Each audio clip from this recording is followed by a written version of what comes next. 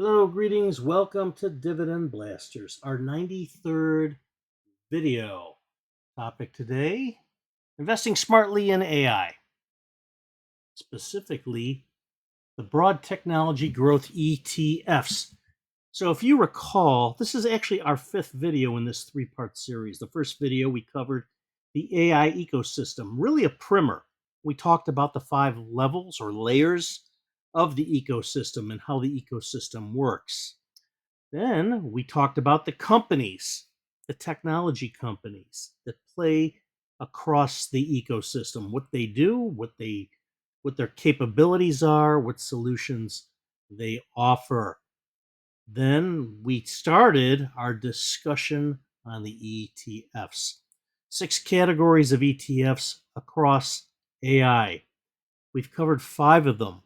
Today, it's actually not uh, an AI category. We're actually stepping back and bringing it up a little bit.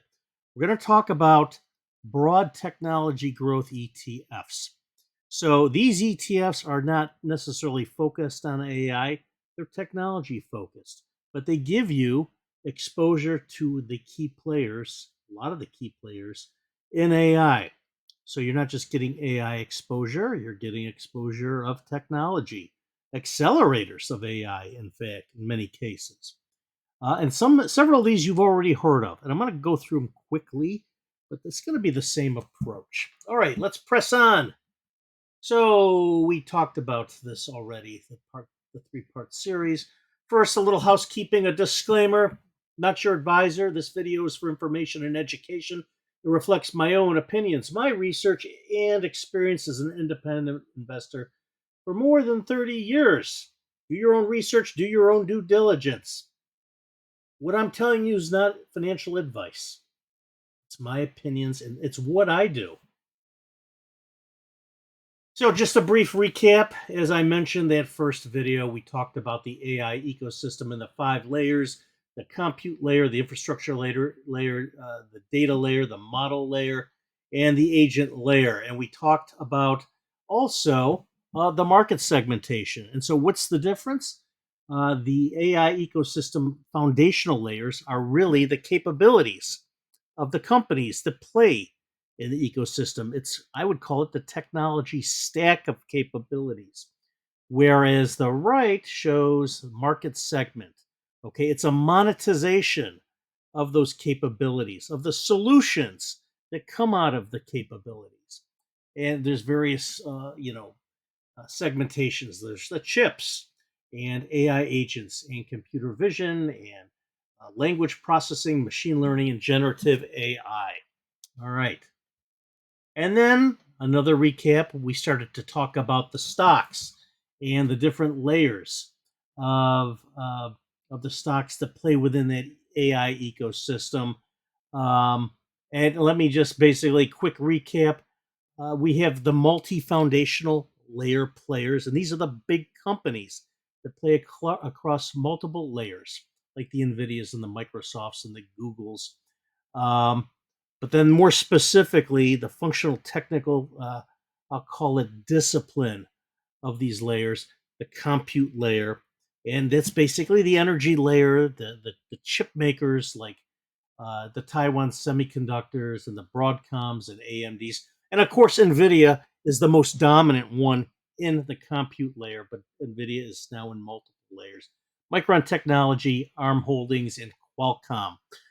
Then you have the infrastructure layer. So, like super microcomputer, that is basically the dense computer server company, and they work very closely in packing the semiconductors and the chips into servers, and very successful company.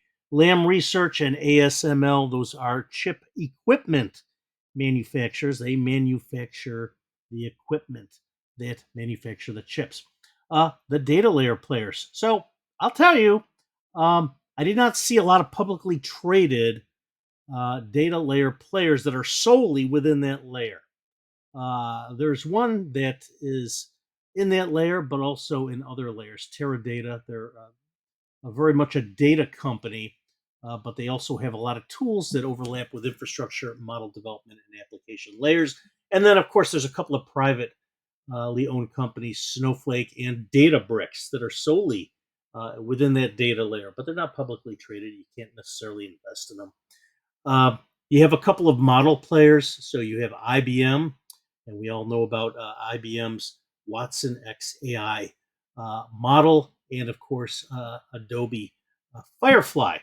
And then you basically move to the agent layer. That's kind of the top layer, and the way to think about this, of course, is that the agent layer depends on every other layer, and model layer depends on every layer below it.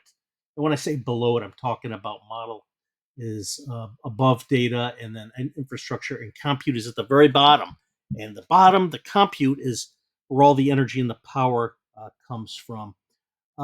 So and I'll just kind of say this as an aside. Maybe it's obvious to many people, but it needs to be said.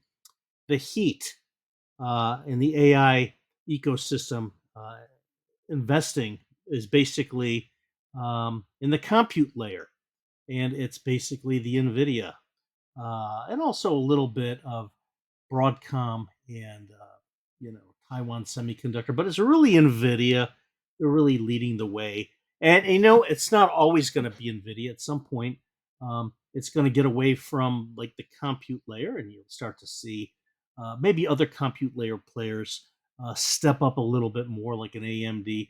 But as AI evolves, you'll start to see more dominance in infrastructure and data and model and agent, and we've seen some of that in agent with, for instance, Tesla. It's been kind of up and down, very volatile for a variety of reasons. Keep your eye on Hewlett Packard Enterprise. Anyway, let's press on. This is just a recap, but I'm giving you my opinion.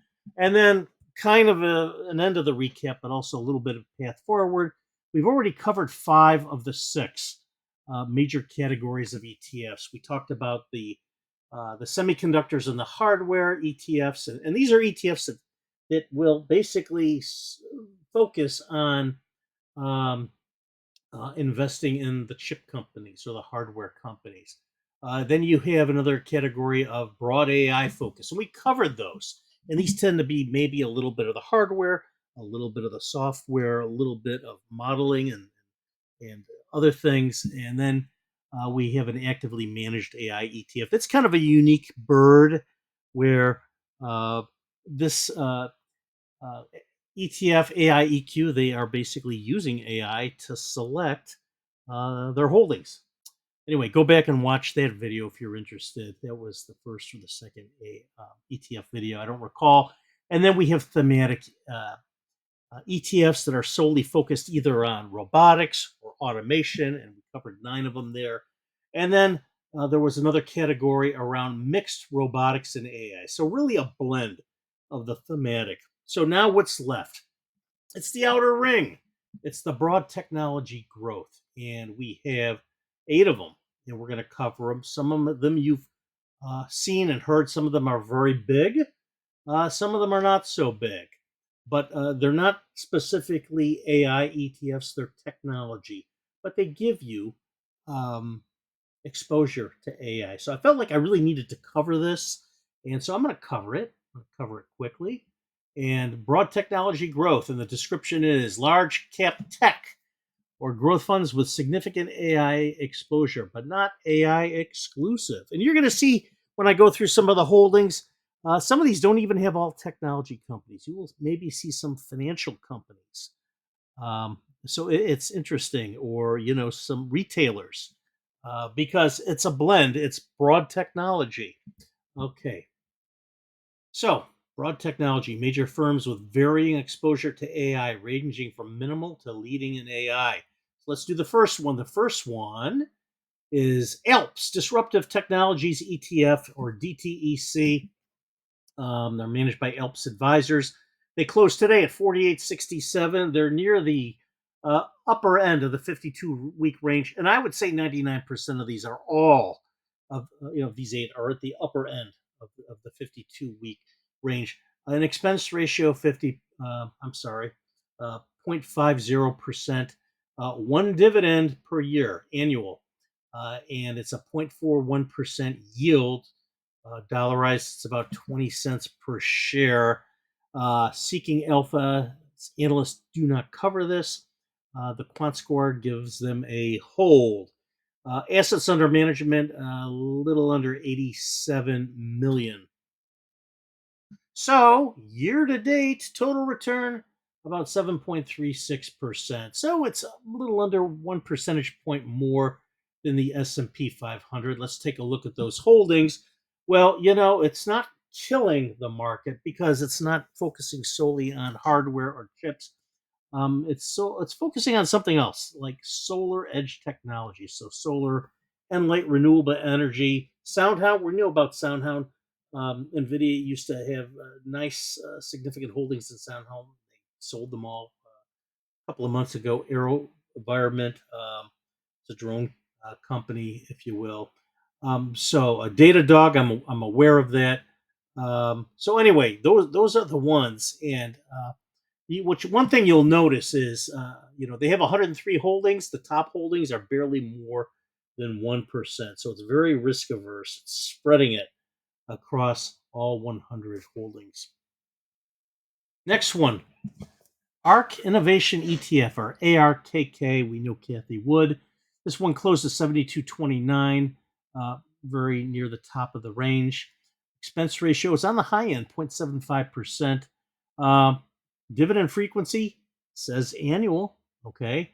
I don't see a rate. So that tells me that this yield, when it's paid, is very modest. And we don't buy these for the yield. Assets under management, it's in the billions. So not bad for these, a niche ETF, 7.05 billion. The quant score is a strong buy. They are hot for this. The analysts, they are giving it a hold. And the analyst is seeking alpha probably feel that it's a little bit overpriced. So, total return year to date, it's killing it. It's more than 4 times the S&P 500, more than 27%. So that's impressive. And you know what? If a dividend is actually paid, it's very modest. It doesn't really matter here. It's growth. So let's take a look. I will bet you that the top holding is Tesla. And it is Tesla. Shocker. Kathy Wood likes Tesla. So more than 9% in Tesla. Then Coinbase. I own more Coinbase than I do Tesla. I used to own a lot of Tesla. I actually sold it, and I've moved into some other things. Then Roku, Roblox, CRISPR Therapeutics. That's a health cure company, very futuristic around gene therapy. Circle Internet Drug, Robinhood Markets. Okay, that's a platform for trading. They have Palantir in here. Okay, but interestingly, Tesla's over 9, and then immediately goes down to 8, and then 7.5, and 6.5, and then when you get to Palantir, it's about 4.25. Okay, let's move on. QTUM, Defiance Quantum ETF. I own several shares of this. Go back a few videos. I actually did a video on QTUM, and it's really, the focus is on quantum computing. Why am I including this? Because is this AI? No, not really, but it is, and it will be an accelerator to artificial intelligence, quantum computing. Far when perfected and made fully applicable, far more effective and efficient and faster than traditional computing. Close today, 92.15, again near the top of the range. Expense ratio, very reasonable, 0.4%. I like the fact they pay a quarterly dividend, and it's 0.66%, 62 cents per share. Assets under management, 1.7 billion. Rated green, a buy across both categories. So total return year to date, 14%. So more than double the S&P 500. I do like that. And top holdings, Oracle, then Arquit Quantum, and Rigetti, and HPE, and Intel. So an AMD. So interestingly, you are getting exposure to AI. You can see Oracle, obviously, but Hewlett Packard Enterprise, Intel. Yeah, no comment. AMD, IonQ is very much a quantum company, um, and then you start to have some more chip related companies. So that's interesting, and that's really why I included that here. You can get a little bit of exposure to quantum computing as well as AI, and so that's why I'm saying um, it's not an AI ETF, but really an accelerator, and it's very integrated industry wise. Okay. Next one. I don't talk a lot about T. Rowe Price. I own shares in T. Rowe Price, but I don't own any of their ETFs. So this one is T. Rowe Price's Technology ETF, or TTEQ, closed a little over 29 bucks. Again, at the very top of the range. Expense ratio 0.63%. I think it's a little bit on the high end.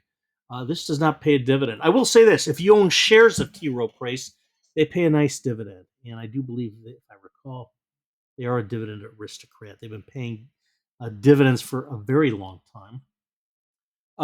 This is not a big ETF. Assets under management a little under 44 million.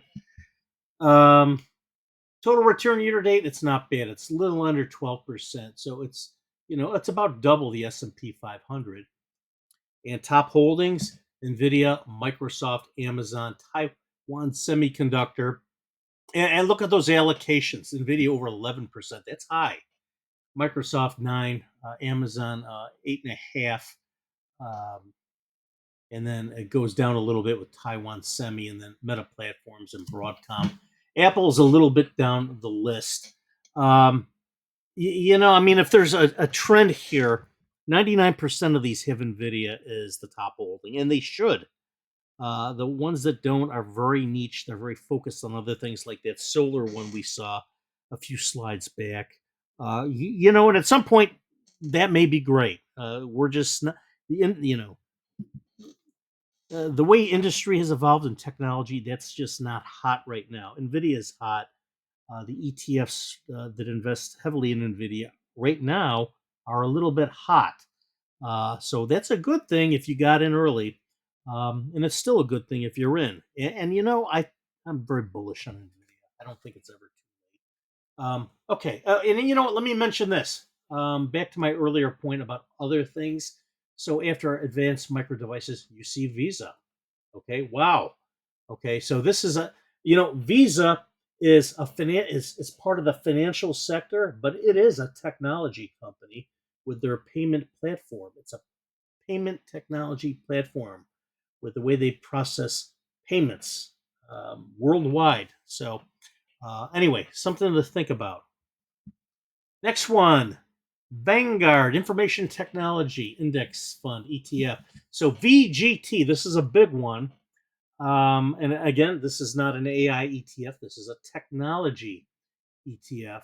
Close to 670 today. Wow. Again, near the top of the range.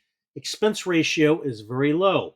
And you see this, with the ETFs that are big, broad, they have lower expense ratios. They can afford it. When you get smaller or niche ETFs, those expense ratios are going to go up a little. Covered call ETFs, those are going to go up a little. So quarterly dividend 0.46%, dollarized, a little more than $3. Assets under management, it's big, 109.7 billion. Quant score is buy, analyst score is hold. Total return year to date, a little over 8%. So it is beating the S&P 500. It's not killing it. With something like this, you're going to get diversification, and you're going to spread out your risk. But with the way that the holdings are, you're not necessarily going to get huge returns, but you should get decent returns. I mean, look at the allocation to Nvidia: 15%, Microsoft 15%. What's pulling it down? I'm certain is Apple 14%. Um, Broadcom is pretty good, but it drops way down after Apple from 14 to 4.75. Then Palantir less than 2. Oracle. So that's really why. And hey, they got IBM in there. That's pretty cool. All right. So you do have AI companies in here, but that is a big technology ETF. I do not own it. At the end, I'll tell you the ones I own. Another one by Vanguard, Mega Cap Growth Index Fund, ETFs. And with a lot of these, you're like, what is the difference between all these? Well, I'm going to show you a way at the end how to tease out the differences so you're not buying duplication. Nobody wants to buy duplication. You want your dollar to go further. So this one closed at 369, again at the tippy top of the range. Expense ratio, this is very low, 0.07%. Look at that, assets under management. It's not the biggest one, but it's 27 billion. Pays a quarterly dividend, 0.43%. Ratings are buy. All right. Total return year to date 7.74%, so it's about a percentage point above the S&P 500. Top holdings, Microsoft is here at the very top, and then Nvidia, and it's more than Nvidia by 2 percentage points, and then Apple. I mean, they really have Apple tied with Nvidia. I'm kind of perplexed by that, but I get it. Apple's in the top 3 market cap, so they should be there. That's the theme here. But Nvidia should be higher. So these holdings haven't been updated since May 31st, but this is the latest information I got my hands on. So anyway, but the return, the total return is absolutely correct. So Apple is going to be number 3 in the order here. So all right, next one, another one, the third one, and the last one by Vanguard is VOOG, Vanguard's S&P 500 Growth Index Fund. Closed a little under $400, again at the top of the range. Expense ratio very low, 0.07%. Quarterly dividend, 0.52%. Multi-billion-dollar fund, 17.89 billion assets under management. Rates a buy. Okay, total return year to date 8.37%, so about 2 percentage points above the S&P 500. So you have Nvidia at 12.5%, Microsoft 6.72. So Microsoft is way below Nvidia. Meta Platforms, so that's why this one's actually doing a little better than the previous one, because a little bit more of a gap here between Nvidia and Microsoft. Then Meta Platforms, Apple, Broadcom, Amazon, Google, and then Tesla, and then the other class of shares by Google, and then Visa again. You know what? I got to say something about Visa. I do love Visa. I own a couple hundred shares of Visa, and I'm building that continuously, and that is my absolute favorite financial technology stock. And I got some of those quote fintech stocks, and I like those too. But I like Visa. Visa is just a steady Freddy performer. QQQ by Invesco. This is a big one.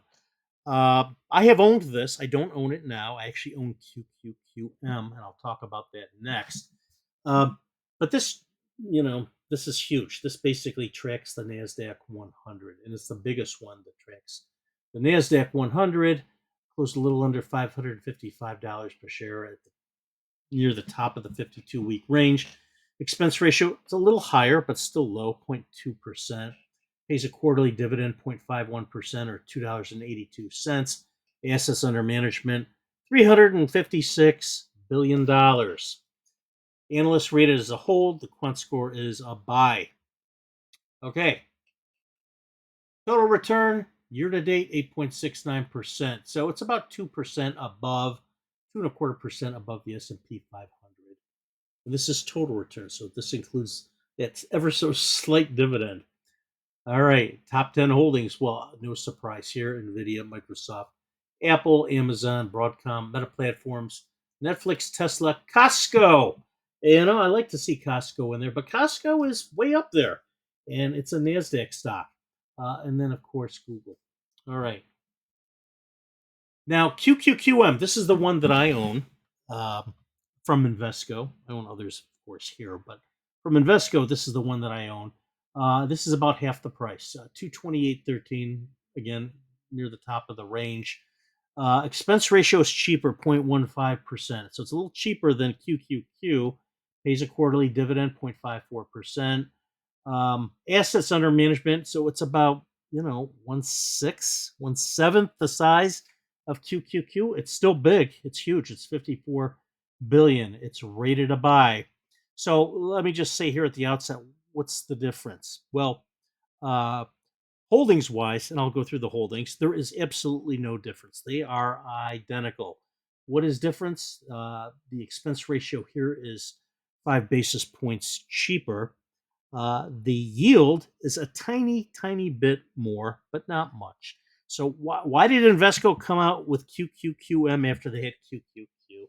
Um, they wanted to, they wanted to come out with an ETF that was more suited for people that just wanted to buy and hold, and it's smaller. It is a little bit less liquid, um, and the thought is maybe it's not as good for trading options against as QQQ because QQQ is so much bigger. There's more liquidity. It's got better spreads for selling options. Um, but I will tell you that I have sold options. I've sold covered calls. I've sold cash secured puts against QQQM, and it works just fine for me. All right. So that's my plug for QQQM. Total return year to date, 8.73%, so more than 2 percentage points than the S&P 500. And you know what? This again replicates the Nasdaq 100. The tech stocks are hot. Nasdaq 100 is outpacing the S&P 500. So look at the top 10 holdings, and they're identical. They are identical to QQQ, NVIDIA, Microsoft, Apple, Amazon, Broadcom, Meta Platforms, and so on and so forth. Okay, next one. Charles Schwab. Now, I own a lot of this. I mean, I have more than 3,000 shares of this. SCHG, it's the Schwab US Large Cap Growth ETF. Closed today at $29.35, right near the top of the range. Expense ratio is minuscule, 0.04%. Pays a quarterly dividend. It's modest, 0.39%. This is a growth ETF. It's large cap stocks. Assets under management, $45 billion. Rates a buy. Total return year to date is actually a little bit under the S&P 500, 5.5%. That is a little bit disappointing. I've seen that with SCHD too, and I'm not, covering that here. That's a dividend growth ETF that I love, but I buy that for the dividends. This one here I'm buying for growth. So, when I see this, so, I'm looking at the holdings. I see NVIDIA, Microsoft. I really think that with Apple there, Apple is probably over allocated, in my opinion. But if they're looking at large caps, Apple's in the number 3 position. That is probably why. Then you're going to see Amazon, Meta Platforms, Broadcom. I would like to see Alphabet further up. I think that they should be up there with, Amazon and Meta Platforms. Broadcom is fine where it is. Eli Lilly, that's the drug companies are struggling a little bit, but these large growth ETFs, they have their own themes. So anyway, next one is SCHX Schwab US Large Cap ETF. And again, some of these titles they sound, what is the difference? I'm going to get to that in a little bit. This one closed at 2470, again at the top of the range. Very, very low expense ratio, 0.03%. Yeah, that is an advantage with these big ones. They can scale beautifully, and so you're going to pay less expense-wise. Quarterly dividend, the yield was 1.16% or 29 cents per share. Assets under management, a little under 57 billion. Ratings, quant is a buy, analysts are hold. And total return 7.19%. So this one's doing actually a little bit better than SCHG. And then look at the holdings. Well, again, NVIDIA, Microsoft, Apple. These are large caps again. Okay, what's the difference? I'm going to get to that at the end. And then the last Schwab one is SCHK, and it's the Schwab 1000 ETFs. This one closed at $30.11. Again, right near the top of the range. Also, very low expense ratio, quarterly dividend 1.15%. Assets under management 4.37 billion. The analysts have not covered this. They're probably getting dizzy on all of these ETFs. The quant score is a buy, so something to think about. Um, Total return year to date looks like it's an eyelash under 7%. So it is outpacing the S&P 500. Not by much, but a little bit. And when you look at the holdings, uh, I like the fact that I'm seeing Nvidia and Microsoft at the top. I'd be like, why do you have to put Apple up there? I know they're number three. Okay, I get it, but maybe that's their theme. Um, but you know what? Let's be honest. These companies are in the business of selling their services, and so they're pumping out lots of ETFs. There are more ETFs out in the market than there are stocks traded on the stock exchange, the major stock exchanges. So ETF investing, while it's supposed to make things easier, and it does, it can actually make things a little bit more complicated. You have to do your research. All right. Okay, I'm going to cover a couple from Fidelity, and I don't really talk a lot about Fidelity, but I like them. I have a trading account with Fidelity, as I do with Schwab, and I actually just opened a holding. I'm not covering it here. FDVV, and that is their dividend growth ETF, and I like it. I'm using that as a supplement to my SCHD, but that's another video. So this one is Fidelity Disruptive Technology ETF. I like that title. FDTX. They closed at 38 and a half, close to the top of that range. Expense ratio is a little bit higher, 0.5%. The dividend rate is so slight, 0.01%, and that registers at $0.00 right now. But anyway, that's to be continued. That whole other discussion. That is just a tiny, you're buying this for technological disruptive growth. That's what you want. This is not a huge ETF. It's 182 million. Quant score is a buy. The analyst is seeking alpha. They have not covered this. Year to date total return 9%. So it's more than 2 points above the S&P 500. And the top holdings, and you're in that 6 2/3 percentage range for Nvidia, and then right behind it, very close, is Microsoft, and then Taiwan Semiconductor, Meta Platforms. I like these holdings. I really, really do. Meta Platforms, Amazon, Marvell. Marvell is actually a company that I could have covered here, but I didn't. But I will probably do a video on Marvell at some point because I think there's a story to be told. SAP, see Datadog, Samsung, and I've mentioned that I want to talk about Samsung in another video. I think that's another great story. We don't hear enough about Samsung. Another one from Fidelity is FTEC, Fidelity MSCI Information Technology Index ETF. So this one's a little bit pricier and it's a little bit bigger. Goes a little under $200. And again, right near the very top of the range. Expense ratio is very low, 0.08%, very reasonable. Quarterly dividend 0.45% or 90 cents per share. Assets under management more than 14 billion, very nice. It's a buy rating. Okay. And so total return year to date is more than 8%, almost 8.15%. More easily clearing the S&P 500. This is a nice one for technological growth. And the top holdings, look at this. They are really all in on Nvidia. A little under 17% with Nvidia. Microsoft a couple points behind with a little less than 15.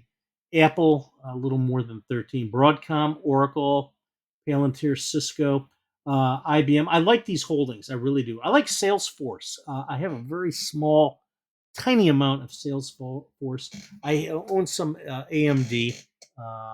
I'm waiting for that to excite me. I used to own more. I'm really more, just so you know, I'm more into NVIDIA. I've got nice holdings. And I'm going to do another video on NVIDIA. So let me get to this here. So I've been saying, what is the difference? What is the difference? Well, there's a wonderful tool, and there is a fee if you subscribe to it, but they have a free feature. And the name of the tool is etfrc.com, and you can do comparisons um, to look for overlaps in ETFs. So go to etfrc.com and try some of these, and you'll see what the fund overlap is between two ETFs. They look at the holdings. You can see the overlap, which has more of which holdings versus another, which is heavier in certain holdings versus another. It's interesting. So when you and I did QQQ and QQQ, and I of course knew it would be 100% overlap, and it was. Um, and that's an easy one. You don't own both of them; that'd be a waste of money. But there are some that you can do this. So, for instance, if you look at FDVV and you look at SCHD, those are dividend growths, you'll see it's not a huge overlap. It's like or maybe degrow. And I'm at heart a dividend investor, so I look very closely at these things. So anyway, give this tool a look. I hope you found this to be useful. And let me know in the comments if you use this. And I'm very interested in knowing. And then just before we close out, just a reminder, as an affiliate partner of Seeking Alpha, I can offer a discount for a subscription to their premium package, where you can get 7-day free trial and $30 off. And you know what? If you don't like it after 7 days, you can cancel. But you know what? I think you will like it, and you'll get $30 off the price. And you can see that there. And then there's another subscription called Alpha Picks. And I actually subscribe to both of these, and I'm a longtime subscriber to both of these.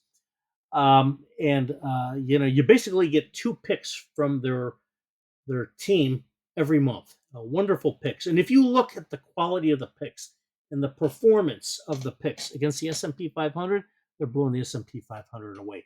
With Alpha Picks, you get $50 off.